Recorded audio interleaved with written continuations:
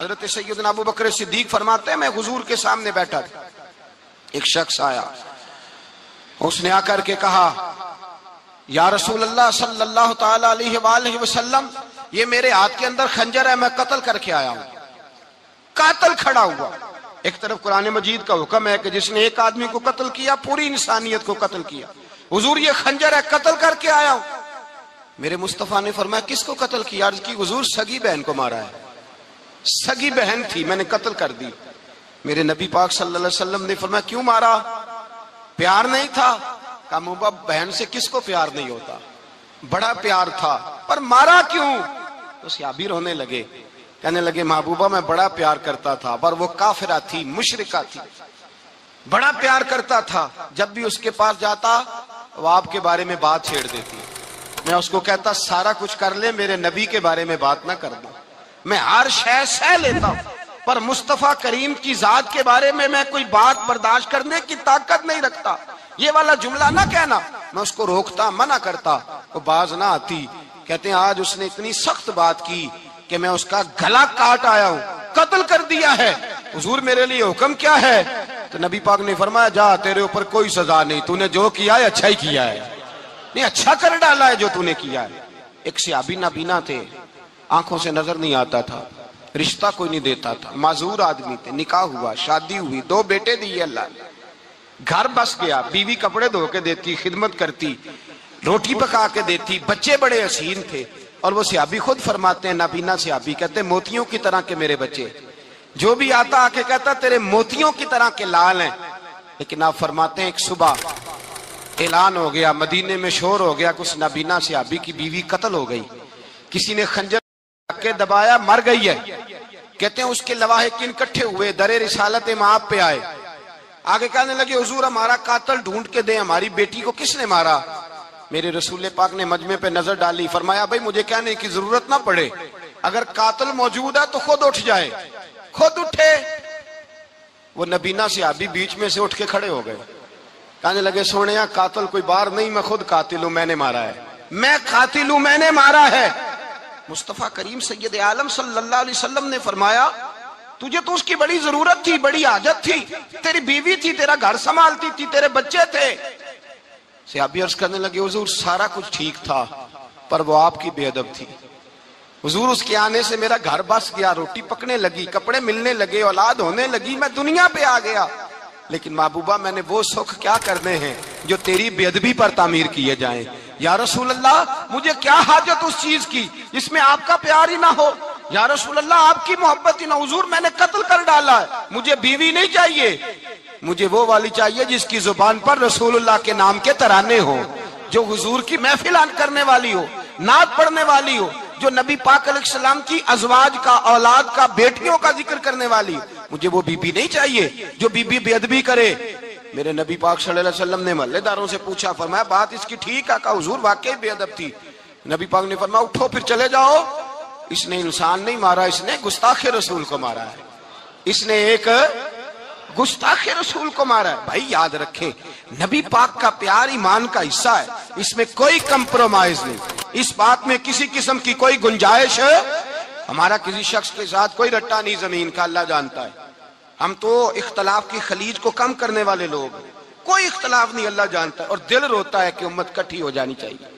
رمضان المبارک ہے، جمعے کا دن ہے، منبر پہ بیٹھا، دل روتا ہے کہ امت مسلمہ کٹھی ہونی چاہیے، لیکن میں اس شخص کے پاس جا کے کیسے بیٹھوں جو کہتا ہے کہ نبی معاذ اللہ مار کے مٹی میں مل گئے، جو یہ لفظ کہتا ہے کہ محمد کو کیا پتا دیوار کے پیچھے کیا ہے، جو یہ لفظ کہتا ہے کہ گائے بیل اور گدھے کا خیال آ جائے تو نماز نہیں ٹوٹتی، رسول اللہ کا خیال آ جائے تو ٹوٹ جاتی ہے۔ مجھے بتلائیے میرے بھائی کس طرح کمپرومائز ہوگا، کس طرح ایسے لوگوں کے ساتھ اتفاق ہوگا؟ رسول اللہ کی محبت دین کا حصہ ہے، اور یاد رکھنے اللہ جانتا ہے کسی کے ساتھ ہمارا کوئی جھگڑا نہیں، نہ نیاز کا، نہ فاتحہ کا، نہ ختم کا، نہ درود کا، اس کا دل کرے دلائے، جس کا دل کرے نہ دلائے، مستحب ہے۔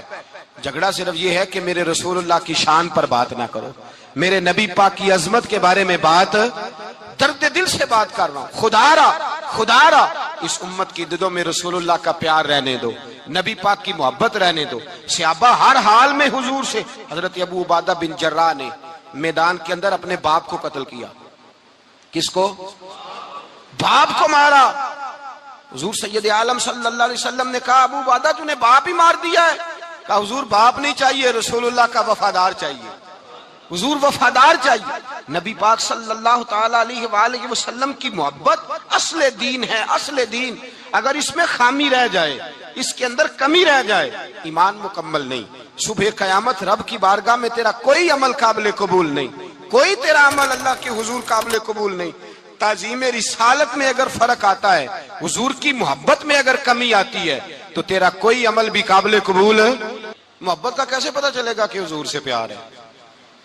جی جو بندہ میلاد والے دن بھی سویا رہے، معراج شریف والے دن بھی بے ہوش ہو، رسول اللہ صلی اللہ علیہ وسلم کی ایک نعت بھی اسے یاد نہ ہو، اسے کبھی توفیق نہ ہو نعت سننے کی۔ یہ نعت پڑھتے ہیں نا حضرات تو کچھ لوگ جھومتے ہیں، کچھ مست رہتے ہیں۔ پتہ کیوں مست رہتے ہیں؟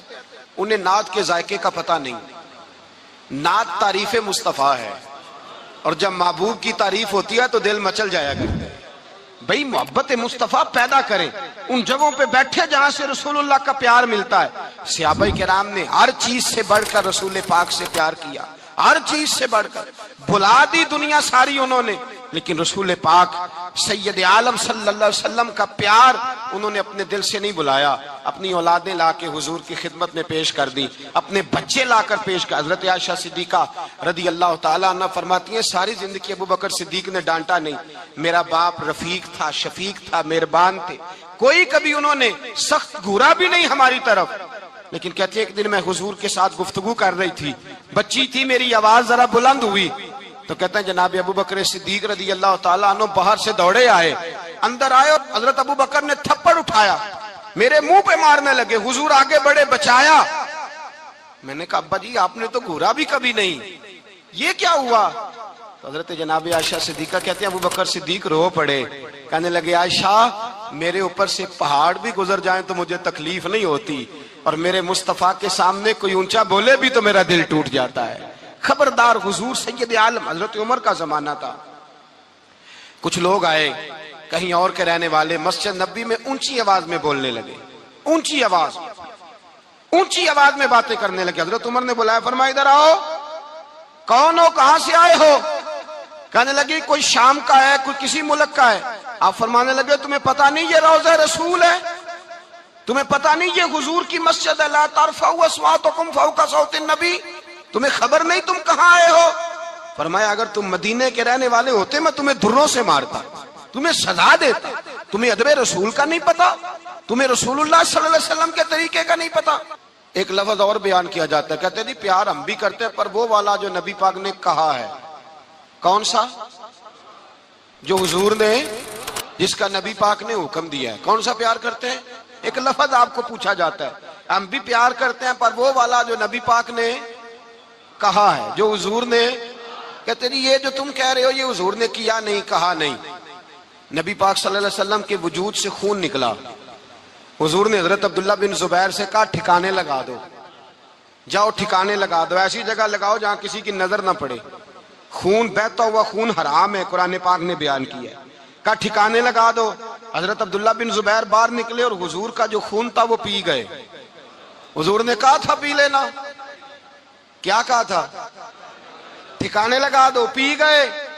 واپس آئے تو مصطفیٰ نے فرمایا کہاں ٹھکانے لگایا؟ کہا یا رسول اللہ ایسی جگہ جہاں کسی کی نظر نہیں پڑے گی، ایسی جگہ جہاں کسی کی نظر نہیں پڑے گی۔ حضور نے فرمایا پی گئے ہو؟ کہا حضور پی گیا ہوں۔ فرمایا جاؤ نبی کا وعدہ ہے تمہارے وجود کو جہنم کی آگ چھوئے گی بھی نہیں۔ ہم وہ والا پیار کرتے ہیں جو حضور نے کہا ہے۔ حضرت ام ایمن نبی پاک کی دائی تھی، حضور کی رضائی والدہ تھی، سرکار کی طبیعت مبارک علیل ہوئی تو حضور نے نا، ویسے نبی پاک جب پخانہ کرتے تھے نا تو حضرت عائشہ صدیقہ فرماتی ہیں حضور کے پخانے سے کستوری سے بھی زیادہ خوشبو آیا کرتی۔ اور آپ حضرت انس بن مالک فرماتے ہیں حضور کھیتوں میں پخانے کے لیے جاتے، میں ساتھ جاتا، جہاں نبی پاک صلی اللہ علیہ وسلم پخانہ کرتے میں وہاں جا کے دیکھتا تو کوئی شے نہ ہوتی۔ میں کہتا حضور کہاں گیا؟ اللہ کے رسول فرماتے جب میں پخانہ کرتا ہوں تو زمین کھل جاتی ہے، میرا پخانہ اندر سمو لیتی ہے۔ حضور کے پخانے اور پیشاب سے کستوری کی خوشبو آتی تھی، کستوری کی خوشبو آتی تھی۔ ویکھن تے ساڈے ورگا ہے پر اسی کدوں اس مول دے، آزم و ورشاں تے پھردا اسی وچ گلیاں دے رول دے۔ لوگ تو کہہ دیتے ہیں نا 2 منٹ لگاتے ہیں, کوئی بشر آکھے کوئی نور آکھے, پہندہ ہر پاسے ہوئی شور ڈٹھا, اللہ والے گالی مکا دیتی تسا ہور ڈٹھا تے ایسا ہور ڈٹھا, اللہ والے گالی مکا دیتی تسا ہور ڈٹھا تے ایسا اور ڈٹھا. حضرت ام ایمن رضی اللہ تعالیٰ عنہ کہتی ہیں حضور نے پیشاب کیا, طبیعت مبارک قلیل تھی تو لکڑی کے ایک برتن میں حضور نے پیشاب کیا اور کہا اماں جی اس کو باہر رکھا ہے, کہیں باہر ٹھکانے لگائیں. حضرت ام ایمن کہتی ہے میں نے اسے ہاتھ لگایا تو میرے وجود سے بھی خوشبو آنے لگی, میرا جسم مہکنے لگا. حضرت ام ایمن کہتی ہیں میں باہر جا کے نکال کے دکھاؤ کسی حدیث سے کہ رسول پاک نے فرمایا ہو میرا پخانہ پی جانا, میرا خون پی جانا, ہم وہ والا پیار کریں گے جو نبی پاک نے کہا ہے. حضور نے کہا ہے بچے کو کار لے کے دو, کیوں لے کے دیتے ہو؟ نبی پاک نے کہا ہے کہ بیگم صاحبہ کو 10 لاکھ روپے کا زیور لے کے دو, کیوں لے کے دیتے ہو؟ وہ والا پیار کریں گے جو حضور نے کہا ہے. او بھائی دنیا داری کا معاملہ آتا ہے, تو کوئی سوال جواب نہیں کرتا, وہ والا پیار کروں گا جو حضور نے ارشاد کیا ہے. حضرت ام ایمن باہر گئیں, نبی پاک کا پیشاب مبارک پی گئیں, واپس آئیں تو حضور نے فرمایا اماں کہاں رکھا ہے؟ کہنے لگی محبوبہ وہاں رکھا ہے, کسی کی نظر نہیں پڑے گی. حضور نے فرمایا پی گئی ہو؟ کہا حضور پی گئی ہوں. فرمایا جاؤ میرا وعدہ ہے قیامت تک تمہیں پیٹ کی بیماری کوئی نہیں لگے گی, جب تک زندہ رہو گی پیٹ کی بیماری. حضور نے کہا تھا کہ پی جانا. حضرت عثمان غنی رضی اللہ تعالیٰ عنہ کہتے ہیں میں حضور کے ساتھ ہوں, صلح حدیبیہ کے موقع پر عمرہ کرنے گئے, نبی پاک صلی اللہ تعالیٰ علیہ وسلم کے ساتھ 1500 صحابی, کفار نے روک دیا نہیں عمرہ کرنے دیتے. حضرت عثمان غنی رضی اللہ تعالیٰ عنہ کو حضور نے سفیر بنا کر کے بھیجا, فرمایا جاؤ قریش کے ساتھ جا کر کے تم معاہدات طے کر کے آؤ. حضرت عثمان غنی پہنچے, جب وہاں گئے جا کے بات چیت کی, اب سامنے کعبہ, جنہوں نے کعبہ نہیں دیکھا ان سے پوچھو کعبے کی قدر کیا ہے, اور جنہوں نے دیکھا ہے ان سے پوچھو دوبارہ دیکھنے کو دل تڑپتا کتنا ہے. سامنے کعبہ ہے. حضرت عثمان غنی کہتے ہیں سامنے کعبہ ہے. قریش مکہ کہنے لگے عثمان تم چاہو تو طواف کر لو, تم چاہو تو صحیح کر لو, تم چاہو تو حجر اسود کا بوسہ لے لو, پر ہم رسول اللہ صلی اللہ علیہ وسلم کو طواف نہیں کرنے دیں گے, وہ اگلے سال کریں گے. حضرت عثمان غنی رضی اللہ تعالیٰ عنہ وہاں کھڑے, حضور نے کو منع تھوڑی کیا تھا کہ وہاں جانا تو طواف نہ کرنا, وہاں جانا تو تم نے حجر اسود کا بوسہ نہیں لینا, وہاں جانا تو صفا مروہ پہ نہیں جانا, مقام ابراہیم پہ کوئی بات نہیں کی تھی حضور نے. حضرت عثمان غنی موجود ہے, قریش اجازت دیتے ہیں, کہتے ہیں وہ سامنے کعبہ ہے, کریں عبادت, پڑھیں نماز, کریں طواف. حضرت عثمان غنی کہنے لگے میں اتنی دیر تک کعبے کا طواف نہیں کروں گا جتنی دیر میرے رسول طواف نہیں کریں گے. سامنے کعبہ ہے, سامنے, مجھے کیا غرض تھی نماز کی, مجھے کیا خبر تھی سجود کی, یہ تو تیرے نقش پاک کی تلاش تھی جو جھکا رہا میں نماز میں. اور اقبال کہنے لگے اذان تو ازل سے تیرے عشق کا ترانہ بنی, اور نماز تو اس کے نظارے کا ایک بہانہ بنی. رسول اچھا ادھر بھی دیکھیں کمال ہے. ایک صحابی کہنے لگے حضور کے پاس بیٹھے, ہم تو یہاں ترس رہے ہیں, عثمان تو طواف کر رہا ہوگا. کہہ کے نہیں بھیجا نبی پاک نے, حضور نے کہہ کر اس تعظیم کا حکم نہیں دیا. عثمان تو موجے کر رہا ہوگا, طواف کرتا ہوگا, حجر اسود کے بوسے لیتا ہوگا, صفا مروہ کی صحیح کرتا ہوگا, مقام ابراہیم پہ نفل پڑھتا ہوگا. جب وہ صحابی کہنے لگے تو حضور نے اس کی طرف دیکھا, فرمایا میرا عثمان میرے بغیر طواف کر ہی نہیں سکتا, وہ میرے بغیر مقام ابراہیم پہ نفل. اسی لیے تو بریلی کے امام کہتے ہیں حاجیو آؤ شہنشاہ کا روضہ دیکھو, کعبہ تو دیکھ چکے اب کعبے کا بھی کعبہ دیکھو, کعبہ تو دیکھ چکے اب کعبے کا بھی کعبہ دیکھو. بھائی یاد رکھیں رسول اللہ صلی اللہ علیہ وسلم کے صحابہ جو حضور کی تعظیم کرتے ہیں تو اس کا حکم نہیں دیا نبی پاک نے, لیکن وہ جانتے ہیں جب تعظیم کی باری آئے تو جو بھی کام تعظیم کا ہوگا, جو کام بھی عزت کا ہوگا, وہ عزت دی جائے گی, وہ عزت بولیے, وہ عزت وہ دی جائے گی, وہ عزت وہ مرتبہ دیا جائے گا. رسول پاک سید عالم صلی اللہ علیہ وسلم کی ذات کے ساتھ صحابہ کا والہانہ پن, عقیدت رسول اللہ کی ذات کے ساتھ صحابہ کی, ہر چیز سے بڑھ کر وہ حضور سے پیار کرتے. نبی پاک صلی اللہ علیہ وسلم کی تعظیم کو اپنے ایمان پر فوقیت دیتے, کہتے یہی اصل ایمان ہے. ایک صحابی حضور علیہ السلام کی گھوڑے کو کجاوا باندھا کرتے تھے, کاٹھی ڈالتے تھے. حضور نے کہیں نہیں کہا کہ وضو کر کے ڈالنا, غسل کر کے ڈالنا, کہیں نہیں کہا. رسول پاک صلی اللہ علیہ وسلم رات کو کہہ دیتے کہ صبح جانا ہے تو گھوڑا تیار کر دینا, اونٹ تیار کر دینا. ایک دن اللہ کے محبوب سویرے اٹھے, گھوڑا تیار تھا, حضور بیٹھے تشریف لے گئے. جب تشریف لے گئے نبی پاک صلی اللہ علیہ وسلم تو حضور واپس آئے تو بلایا، ان سے ابھی کا نام تھا حضرت اسلم بن شریک، ان کو بلا کے حضور نے فرمایا یار آج کجاوا تو نے نہیں باندھا۔ وہ رونے لگے، کہنے لگے محبوبہ اس کا مطلب ہے میرا باندھنا آپ کو پسند آتا ہے، اس کا مطلب ہے میری خدمت قبول ہے۔ فرمایا تو نے نہیں باندھا؟ یا رسول اللہ نہیں۔ فرمایا کیوں نہیں باندھا؟ کیا جواب ہے، کیا حسن ہے۔ کہنے لگے یا رسول اللہ میں صبح اٹھا تو میرے اوپر غسل فرض تھا، اگر میں بغیر غسل کے ہاتھ لگاتا حضور کو نہیں نبی پاک کے گھوڑے کے کجاوے کو، کہ حضور گھوڑے کے کجاوے کو بغیر غسل کے ہاتھ لگاتا تو بے ادبی تھی، اور اگر غسل کرتا تو حکم ماننے میں دیر ہوتی تھی، یہ بھی بے ادبی تھی، لہذا کسی اور کی ڈیوٹی لگائی۔ صحابہ نے حضور کی وہ تعظیم کی جس کا حضور نے حکم نہیں دیا تھا نبی پاک نے کہ یہ والی تعظیم کرو۔ نبی پاک سید، دیکھیں نا ایک آدمی بیٹھا ہو کرسی پہ، اس کے ابا جی آ جائیں تو اس کو کہا جائے اٹھو تمہارے ابا جی آ گئے ہیں، بزرگاں جگہ دو، تو کہے پہلے مجھے بخاری کی حدیث سناؤ کہ ابا آئے تو کرسی چھوڑنی چاہیے، پہلے بخاری سے نکال کے دکھاؤ۔ جب تک امام بخاری کی حدیث نہیں ملے گی میں نے ابا جی کو کرسی، تو آپ کیا کہیں گے؟ حوالہ لینے چلے جائیں گے، جو کرنا دے وہ دسیا جی، کیا کریں گے؟ اس کو کہیں گے تو پاگل ہے، تو بیوقوف ہے، اور اگر کوئی بندے تھوڑے تگڑے ہوں گے تو شاید اس کو 2-3 لگا بھی دے، یہ پاگل آدمی تو کس طرح کی بات کرتا ہے، باپ آئے تو اس کا ادب کرنا اتنا ہی کافی نہیں؟ اس کے لیے تو کہتا ہے کہ نہیں پہلے مجھے حدیثیں صحیح نکال کے دو، دین کے مزاج کو سمجھے۔ رسول اللہ کی محبت ایمان کا حصہ ہے، اگر نبی پاک کا پیار نہیں تو کوئی چیز بھی مکمل، کوئی شے مکمل نہیں، اگر رسول اللہ کا پیار نہیں کوئی چیز مکمل نہیں، اگر نبی پاک علیہ الصلوۃ والسلام کی محبت نہیں، حضور کی تعظیم نہیں، اور جو چیزیں تعظیم سے تعلق رکھتی تھی نا صحابہ اسے قیمتی جانتے۔